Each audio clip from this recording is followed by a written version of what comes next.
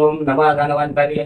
ओम नमः शिवाय। भगवान धन्वंतरी जी आपको पूर्ण आरोग्यता की प्राप्ति करे। इन्हीं शुभकामनाओं के साथ मैं पंकज सोलंकी आज आपके सामने हाजिर हुआ हूँ एक नए वीडियो के साथ।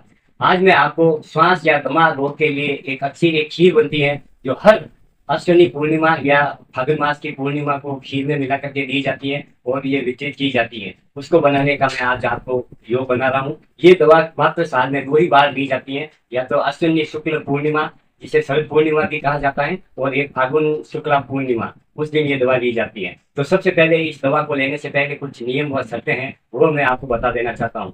जो भी वैद्य, हकीम, आयुर्वेद का काम करने वाले या अतुर मरीज जो भी इस औषधि को बनाए या इस खीर को बना करके सेवन करे, मेरा उनसे निवेदन है वह इससे किसी भी प्रकार का धनोपार्जन ना करे। ये एक जनहितार्थ योग है। जो भी व्यक्ति इस प्रयोग को करके रोगी को रोग मुक्त करवाता है वो पुण्य का भागी बनेगा। यदि किसी ने इसको व्यवसाय के रूप में अपनाया तो वो पाप का भागी होगा। इस दवा से यदि किसी मरीज को आरोग्यता की प्राप्ति होती है तो मेरा मरीज से निवेदन है कि वो गायों, कबूतरों, मूक, पशु पक्षियों के निमित्त कुछ खर्च कर दे। उन्हीं की दुआ से आपको इस व्याधि से मुक्ति की प्राप्ति होगी। तो आप इसे धनोपार्जन ना करें। यदि धनोपार्जन किया गया तो ये नुस्खा स्वतः ही फेल हो जाएगा, इसका आपको कोई परिणाम नहीं मिलेगा। और विशेषकर गर्भवती महिलाओं को इस दवा का सेवन नहीं करना है। तो अब चलते हैं सीधे योग के ऊपर। सबसे पहले आपको क्या करना है, अपामार्ग जिसे आंधी जड़ा या ओंगा भी कहा जाता है, ओंगा के आपको 150 ग्राम आपको इनकी जड़ लेनी है। यानी सबसे पहले इसकी जड़ को लाने के लिए भी आप एक दिन पहले अपामार्ग के सूप के पास जाए, वहां पर हाथ जोड़ करके उस औषधि से प्रार्थना करें कि हे अपामार्ग देव, मैं दमा रोग से निवृत्ति के लिए आपकी जड़ों का संग्रह करने आया हूँ। आप चले और अपनी यथाशक्ति अपने गुण इसके अंदर भर करके मुझे आरोग्यता की प्राप्ति करें। और उस जड़ को उखाड़ते समय आप निम्न मंत्र का जाप करके जड़ उखाड़े। नरेंद्र रामम कृष्ण राम ब्राह्मणाम गवाम अपी च तपसा तेसा व पश्चिम्य ज्वाय शिवाय वे। इससे भगवान की कृपा से उन जड़ों में दमा रोग को नष्ट करने की शक्ति आ जाती है। तो आप 150 ग्राम वो जड़े वहां से लगभग लेके आ जाए, उनको छाया में सुखा दे। इनका चूर्ण 150 ग्राम होना चाहिए, शुष्क चूर्ण का। और फिर इसके अंदर आपको 20 ग्राम काली मिर्च और 20 ग्राम ही स्या जीरा, जिसे काला जीरा भी कहते हैं, इनका पाउडर मिला दे। ये जो मैं दवा बता रहा हूँ ये 10 आदमियों की खुराक है। एक मरीज के लिए मात्र 20 ग्राम दवा ही पर्याप्त है।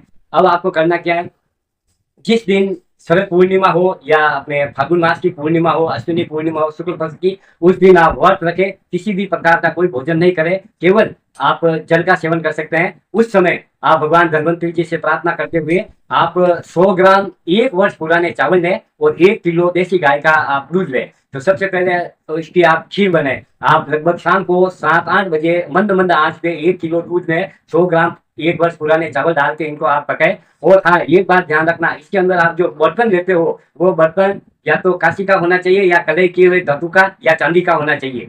फिर उसके अंदर आप ये खीर बना दो मंद मंद आंच पे। जब ये खीर अच्छी तरह से गाढ़ी बन जाए उस समय आप इस खीर को मतलब ये आप ठंडा होने दें, घंटे 2 घंटे में। जब खीर ये ठंडी हो जाए उस समय उस खीर के अंदर आप ये 15 ग्राम चूर्ण डाल दें, जिसके अंदर अपने को अपामार्ग के जड़ का चूर्ण, काली मिर्च और ये क्या नाम, काली मिर्च और ये क्या जीरा, इनका चूर्ण डाल दें। और फिर इस आपको इनको क्या करना है कि फिर आप इनको किसी या तो कमल का जो पत्थर होता है या अपने पलाश जिसे अपन ढाक या खाकरा कहते हैं उसका पत्थर, या कांसी की कटोरी या अपने चांदी की कटोरी, इसके अंदर आप उस खीर को डाल करके किसी ऐसी पवित्र जगह पे रख दे ऊपर छत पे, और ऊपर कोई आप छन्नी का ये लगा दे ताकि कोई चूहे वगैरह वहां नहीं आए। और रात भर तक यानी ब्रह्म मुहूर्त तक सुबह 5 बजे आप अपना सीना यहाँ से ये पूरा मतलब ये इसके ऊपर किसी प्रकार का वस्त्र नहीं रहे, फिर आप उसको अंदर उस पूरी खीर को भगवान का स्मरण करते हुए खा ले। यदि आपको पहले पूर्णिमा में सफलता नहीं मिलती है तो 6 महीने बाद आप इसे पुनः आप इसका सेवन कर सकते हैं। और इसके अंदर यदि आप किसी भी हृदय रोग से पीड़ित हो या आपके हार्ट के वाल्व में ब्लड सप्लाई प्रॉपर्ली नहीं हो रही है तो इसके अंदर आप 6 ग्राम अर्जुन की छाल का चूर्ण भी इसमें आप ऐड कर सकते हो। इस खीर को खाने के बाद में कम से कम 1 वर्ष तक आपको मांस और मदिरा का सेवन बिल्कुल नहीं करना है। और सुबह सुबह आप प्रातःकाल घूमने जाए, अपने नियमानुसार योगा प्राणायाम इत्यादि करते रहे। और इसका प्रयोग गर्भवती महिलाओं को बिल्कुल नहीं करना है।